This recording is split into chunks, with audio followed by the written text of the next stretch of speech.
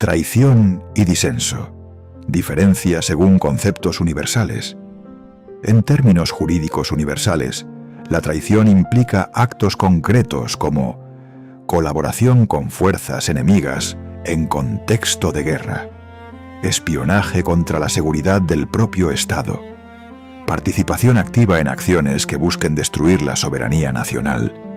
Es una conducta material, verificable y tipificada. El disenso, en cambio, es la expresión de desacuerdo. Puede ser político, moral, ideológico o social. No implica necesariamente colaboración con un enemigo. Implica cuestionamiento interno. Confundir disenso con traición es borrar la frontera entre crítica y sabotaje. Y cuando esa frontera se borra, la historia empieza a convertirse en instrumento. Cuba. Cuando el traidor se convierte en símbolo, Carlos Manuel de Céspedes. En 1873, en Bijahual, fue destituido por la Cámara de Representantes durante la Guerra de los 10 años. Sectores lo responsabilizaban de fracasos y lo acusaban de concentrar poder. Hoy es reconocido como el padre de la patria. Antonio Maceo. Tras el Pacto del Zanjón, 1878, quienes buscaban la paz lo vieron como obstinado por rechazar el acuerdo en la protesta de Baraguá, Manguitos de Baraguá, 15 de marzo de 1878. Con el tiempo, esa intransigencia fue reconocida como coherencia patriótica. Máximo Gómez.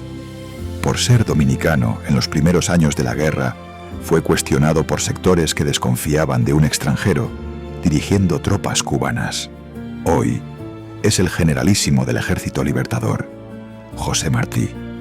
Desde el exilio en Nueva York, fue criticado por autonomistas que consideraban peligrosa su insistencia en una nueva guerra.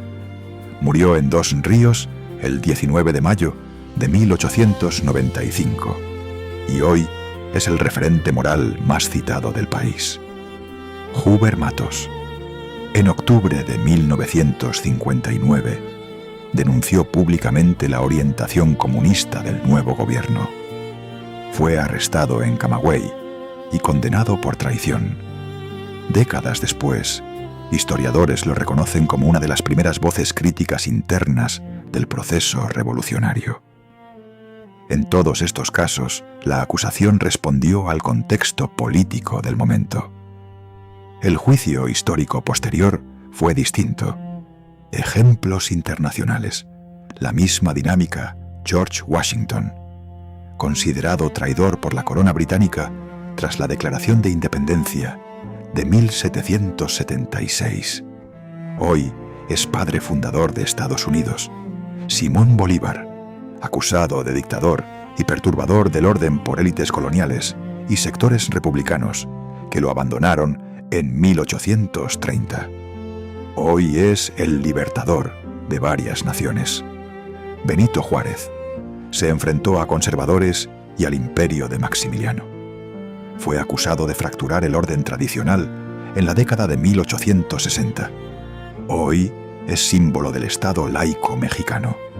Mahatma Gandhi, encarcelado por el Imperio Británico por sedición en 1922.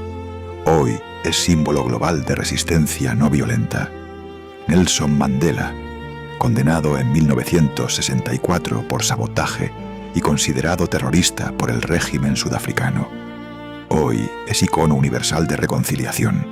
Alexander Solzhenitsyn, expulsado de la Unión Soviética en 1974 por denunciar los gulags. Hoy es referente literario e histórico sobre los sistemas represivos. En todos los casos, el poder vigente etiquetó primero.